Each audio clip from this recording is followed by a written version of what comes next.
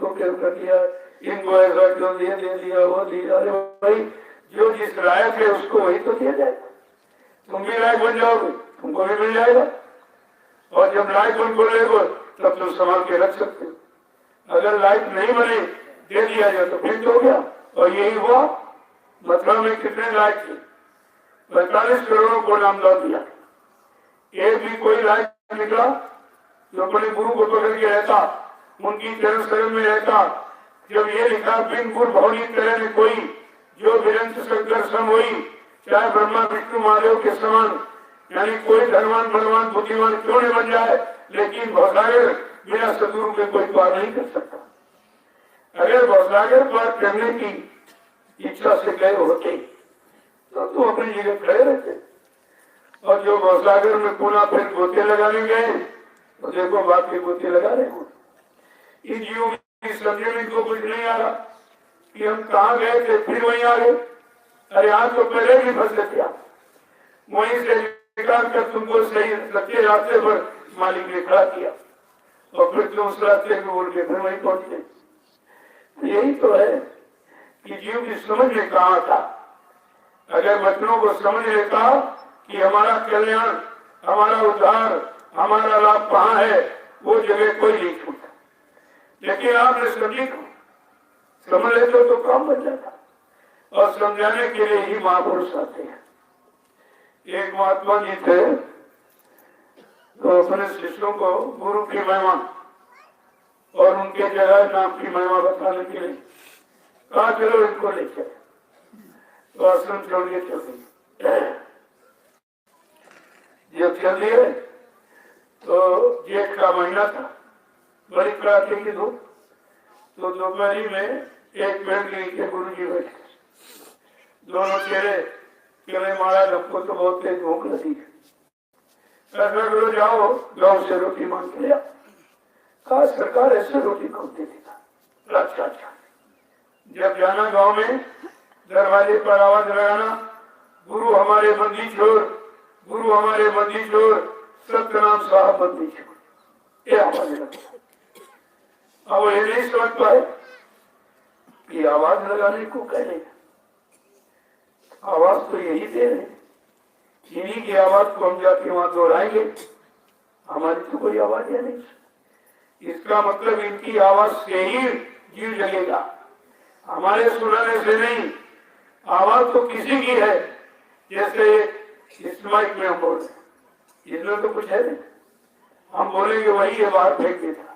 ये खुद कुछ नहीं करेगा, खुद तो ये जड़ है, ये चेतन का काम नहीं करेगा।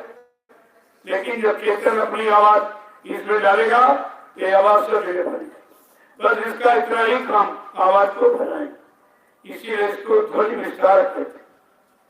ध्वनि को, आवाज को विस्तार में बाहर फैला देते। बाकी तुमको इसमें कुछ रखा, ये विद्वान है, इसके पास सब कुछ तो कुछ। इसीलिए बाबा जी ने सन 1980 से कहना शुरू किया कि आगे कोई ऐसी व्यवस्था भूमिका बना दूंगा, उस पर आप चलने के लिए सबसे मजबूत हो जाओ। तो 24 मार्च सन 1980 को यानी 83 में आपको बना दिया। 24 मार्च सन 1980 को दूरदर्शी की स्थापना करते का एक आवाज ऊपर से आई है। इस आवाज से संपूर्ण विश्व की व्यवस्था ठीक हो जाए। दूरदर्शी अब वो नकल करने लो।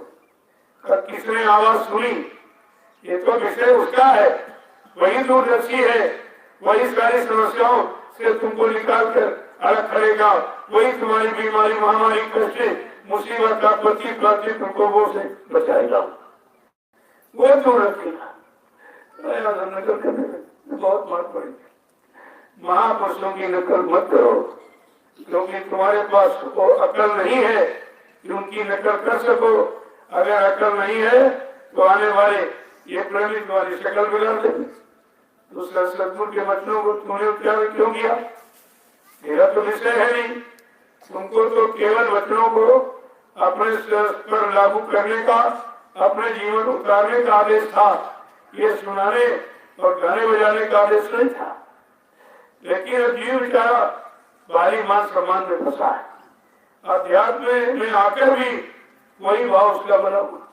कहीं गुरु वचनों को सुनाने गया तो वहां दक्षिणा लेने लगा, सामान लेने लगा। वचन किसी के हैं, केवल सुनाने का इतना बड़ा लाभ जो ले रहे हो, ये वचनों की बिक्री कर रहे हो, वचनों का निरादर हो रहा, और ये कर्म कर्जा तुम्हारे पर चल रहा है, तुमको डबल नुकसान उठाना पड़े। वचनों का तिरस्कार, उसका दंडक, उन वचनों को सुना कर कमाई कर रहे दंडक। इसलिए संत मत में कुछ बोलना ही नहीं, कहना ना बोलना, कुछ तारे जुआ पे रखना, चुटकी का खेल अपनी चुटकी बजा दिखाना, ये इतना बड़ा काम है जीवात्मा को जगाने, परमात्मा से मिलाने का। यहाँ किसी ने कहीं नहीं पाया काम है, ये काम तुम्हारा चुटकी बजाते कर, लेकिन तुम अपनी जगह खड़े रहे, जो कहा जाए उसमें लगे रहो। धीरे धीरे ये खराब समय इसी सेवा और सत्संग सुनने और भजन करने में निकल जाएगा। आगे सतयुग आ रहा है, सतयुग योगी सब विज्ञानी कई अध्यान करे भोग। सतयुग में सभी विज्ञानी होंगे, सतयुग में आपका काम होगा। कलयुग में तो आपको सुधरने का मौका दिया गया। इस कलयुग जब तक है सुधर लो, और सतयुग आने पर तुम्हारा काम शुरू हो। अगर आप सुधरे नहीं तो ये कार्य तुमको समेट के ले जाए। चलो भाई चलो, तुम हमारे जीव हो, हमारा सामान तुमने प्रयोग किया है, कितने युगों से करते चले आ रहे हो, लिहाजा मैं आपको छोड़ूंगा नहीं। तभी कहा कलयुग में कलयुग जाएगा और कलयुग में सतयुग। बात तो गलत सतयुग, ये कलयुग अपने कलयुगी जीवों को जरूर समेट के ले जाए, जरूर समेट के ले जाए, और सतयुग जीव बचाएंगे, अपना काम करेंगे। तभी आपसे इशारा किया भाई मुट्ठी भर लो, मुट्ठी भर। सोच रही इसलिए मुट्ठी भर, वो तो प्रमाण आपके सामने है। 45 करोड़ों को नामदान दिया गया, कितने बच पाए, कितने गुरु शरण में ठीक पाए और गुरु को अपना बना पाए, ये तो प्रमाण आपके सामने। अब ये किसी तरह से इनका कुछ संस्कार ठीक ठाक था तो बेचारे आगे इनका काम हो जाएगा। और इसमें भी तमाम व्यापारी घुस पड़े, सेवा लेंगे अपनी, सेवा लेंगे अपनी।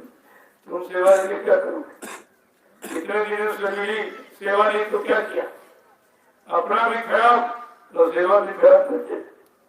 मैंने कहा नहीं, कोई सेवा जिसको देनी हो, इच्छा हो, या नहीं मिल, और यही पर आपकी लगा दी तो आपको विश्वास होगा मेरी सेवाएं लगी जो आज तक आपने हमको दिया। मैं तो कभी मानता नहीं, मैंने ये भी कहा हमको न मेरे कोई मैं चुना, न मेरे हाथ में कोई रुपया वैसा सामान देना, क्योंकि हमको इसकी जरूरत ही नहीं। लेकिन प्रभु ने कहा फिर आखिरकार सेवा देकर उसका लाभ कहाँ प्राप्त कर सके, मुझे तो मालूम नहीं कहाँ सेवा दी जाए, और वो सेवा कहाँ लगेगी जिससे हमारा परमात्मा काम हो जाएगा। तो आप जबरदस्ती 1 रुपया 2 रुपया, इससे ज्यादा कोई, पहले इतना ही था।